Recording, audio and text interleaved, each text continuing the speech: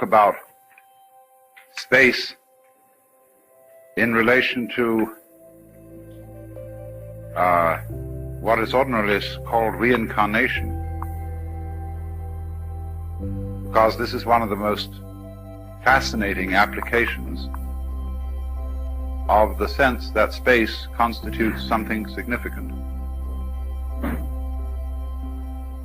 Now, the subject of reincarnation is one around which is ringed an incredible amount of hocus pocus. And yet, there is something in it. And there seems to be something in it not mainly because there is a lot of alleged evidence for it in the form of stories of children who remember their former lives and so on. I want to approach the subject much in the way that Erwin Schrödinger, the physicist, does, because he has a view of this that does not involve any hocus pocus at all. It is perfectly simple, and all the evidence for it is already before us. So it involves no claim to special inside psychic knowledge, but merely to grasping a principle that is staring us in the face. And this principle is difficult to understand, not because there's any inherent intellectual complexity to it, but simply because it requires getting across something that's just unfamiliar.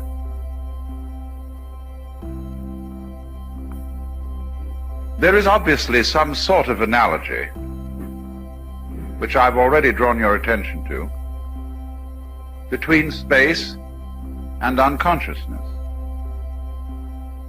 Between stars there is darkness. Between stars there is not the energy which constitutes a so-called body. In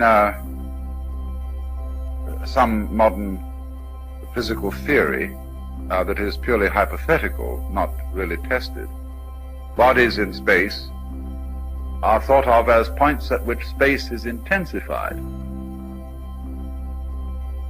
But at any rate, there are these gaps, these intervals, and obviously the unconscious state must appear always through the conscious state as a gap or interval.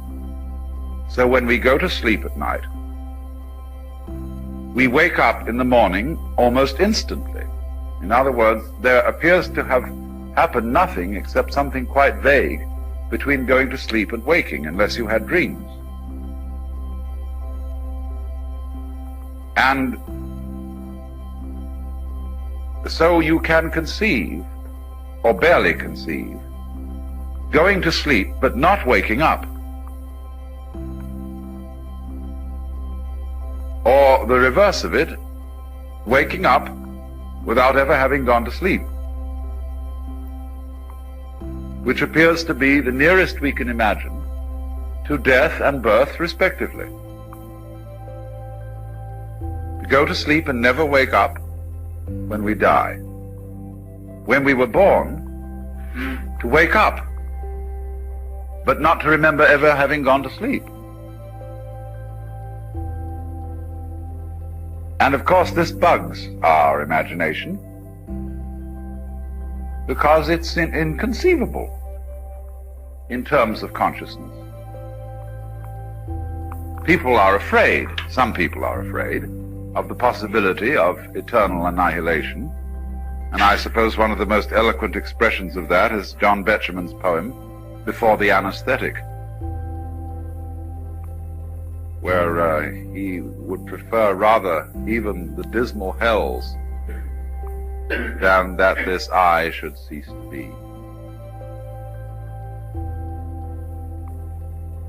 And other people, perhaps of a more rational bent, say, well, that's no problem, because if you simply cease to be, there's nobody to be disturbed by it.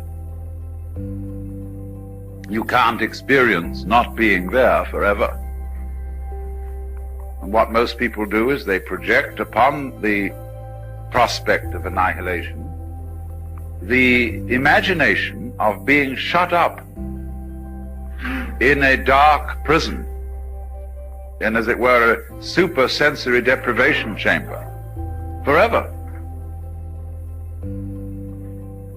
But of course, there is no, the notion of eternal annihilation really has no meaning. It is an attempt to conceive nothingness, non-experience, and so far as our imaginations are concerned, nature abhors a vacuum. We have to project something into that, because psychologically as well as logically, it is a void. However, you see, just as we've been discussing the notion that all creatures whatsoever, not to mention all people, feel themselves in the middle. They feel central to their experience. And being central to experience is the nearest thing I can conceive as a meaning for the word I. Not an ego, because that is a social structure, a social institution, which has been kind of implanted upon our psychological behavior, upon, shall we say, experience, because experience is a thing that we are taught. We are taught what experiences are permissible and what are not, just in the same way as we are taught what speech is permissible and what is not, and what gestures are permissible, what actions are permissible and what are not. So our experience is trained, and we are trained to experience ourselves as egos. But still, underneath the implantation of the ego experience, there is this sensation of centrality. You may feel that your center is isolated, as in the ego thing, or you may feel that your center is simply the center of a being, which is you, which extends to the ultimate limits. But in every case, there is this sense of centrality in every being that exists. And therefore, every being is I, just as you are. And there are always I's in this sense. So long as the planet endures and there are living creatures on it, this is a planet which I's. And so long as there is the possibility that anywhere in the galaxies there should be such a planet, or creatures who focus the centrality feeling of the universe, there is I. And that I is always you.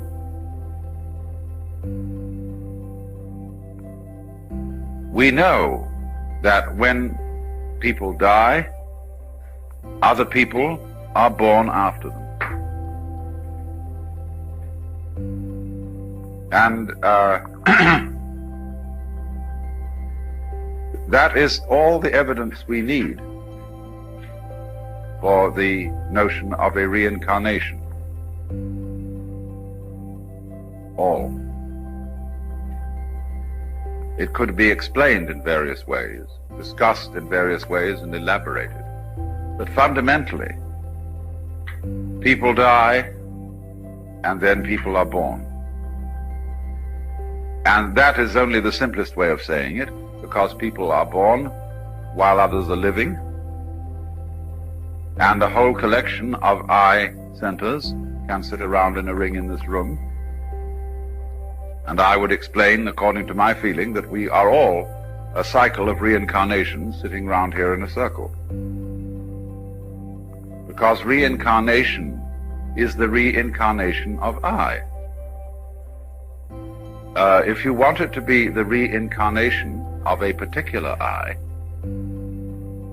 then you will have to do something else altogether, which we shall go on to talk about. But one thing seems to me to be perfectly clear. there was a time when your I woke up. It emerged from the biological continuum and what de Chardin calls the biosphere of this planet.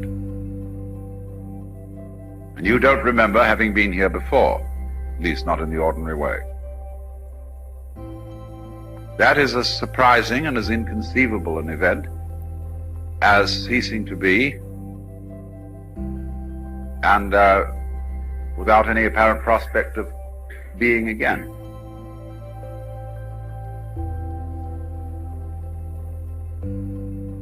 But you see, after this event called life, if you go back to unconsciousness, you go back to where you were before you started.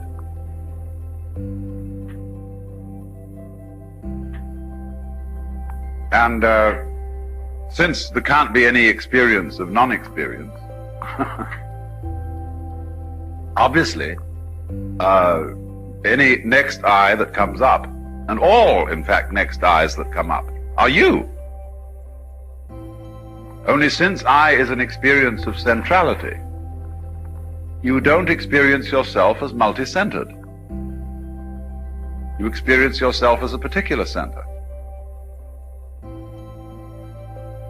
Because the universe, although it is multi-centered, each center is experienced uniquely. So what you might roughly expect is this, that after you die, the next thing you know is that you are, without the slightest memory of whatever happened before, you repeat the same sort of experience as you had when you were born. As is somebody else being born. There has to be someone around. I'm merely saying that the experience of being I goes on, even if there's an interval of several billion years. It makes no difference whatsoever.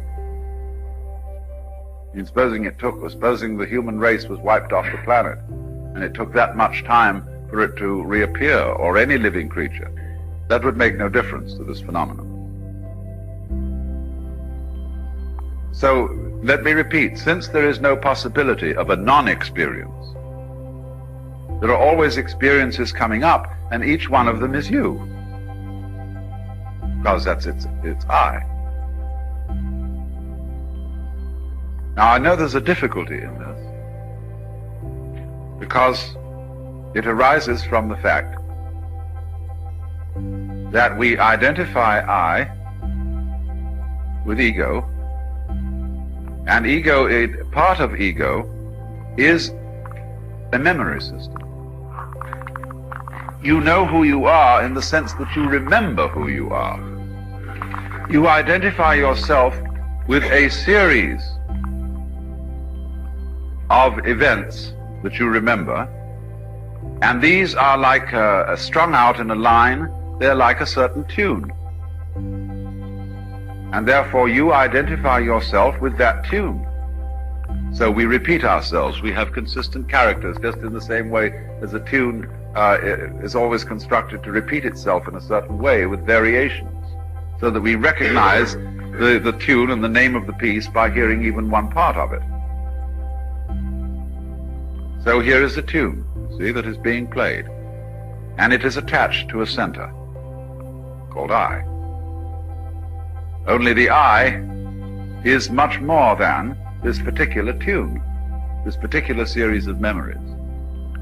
Even though we are persuaded and kind of hoaxed into identifying the whole I with that series of memories.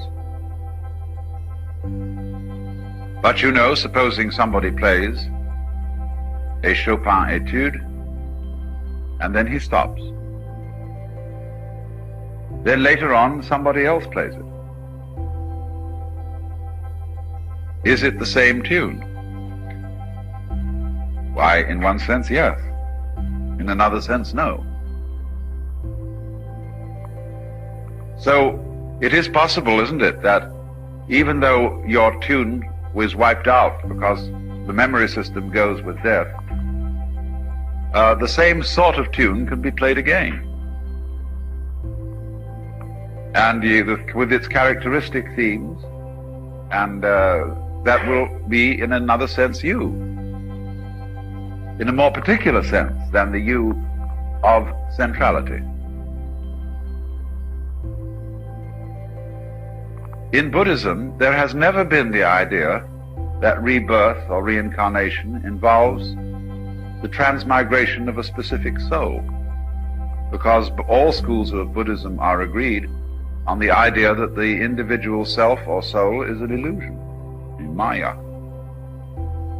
And they liken the process of rebirth to the motion of a wave across the surface of water. Actually, the motion is illusory. The water simply goes up and down, and there is an optical impression of a wave moving out. No wave moves, and yet there is the seeming of movement. So the Buddhist would say, no soul reincarnates, and yet there is the illusion of reincarnation. Buddhists think of reincarnation as an illusion, and yet believe in it. Westerners think of it something that might be a fact and find it difficult to believe in. Westerners adopt the idea of reincarnation as a comforting idea. Buddhists are trying to get out of being reincarnated.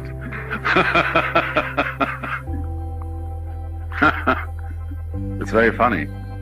But at any rate, the Buddhist doctrine of reincarnation says that what passes from life to life is karma,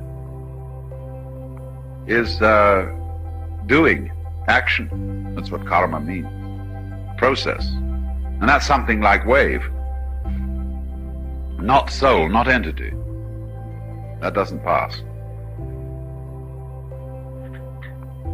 You can look at it in another way. There is an institution like the University of California. This university keeps going on and on and on, and yet all the buildings change, certainly all the students change, all the faculty changes, all the administrative officers change as the years go by. And yet it's still the University of California. What is the University of California? Why, it is a process. It is a doing. It is a pattern of behavior. Your body is in the same situation. There is not one scrap of you that was with you 10 years ago. It has all been rebuilt, reorganized, completely repaired and renewed. Then who are you? You are a pattern, you see. You're a process that is identifiable and recognizable. You face in a certain way. You hear in a certain way. You eye in a certain way, and you behave in a certain way. So we recognize you. But it's all inconstant. It's like a whirlpool in water. The water flows through, and the whirlpool retains a shape until it doesn't. But then it can always whirlpool again somewhere else. So now, what do we do, if that's clear so far? What do we do to give any credence at all to the notion that there is some connection between some lives of a peculiar character? That we could take a life lived between the years of 1500 and 1580 and look at that, then see another life lived between 1700 and 1792 and say, ye gods, there's no getting away from it, but that the latter is a continuation of the former.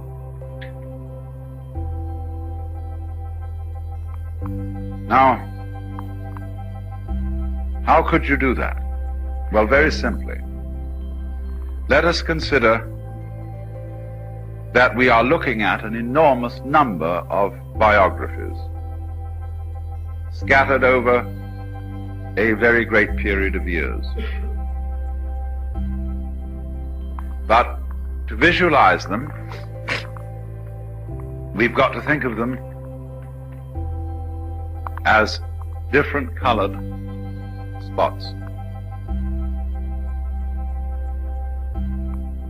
Now, as you look at this great mosaic, you see, of spots of all sorts of different colors, you will very soon begin to pick out patterns in it as you do with a Rorschach blot.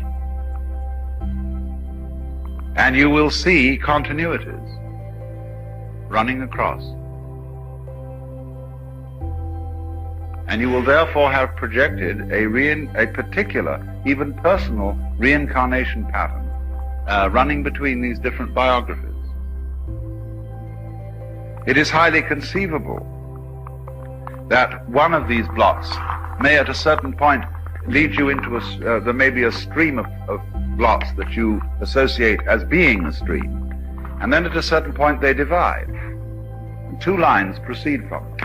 It could very well be, you see, that an individual could reincarnate as two next time, or any number you want, amoeba fashion. But you will see these connections in your blots. Now then the question arises, is this just your idea, or are these connections real?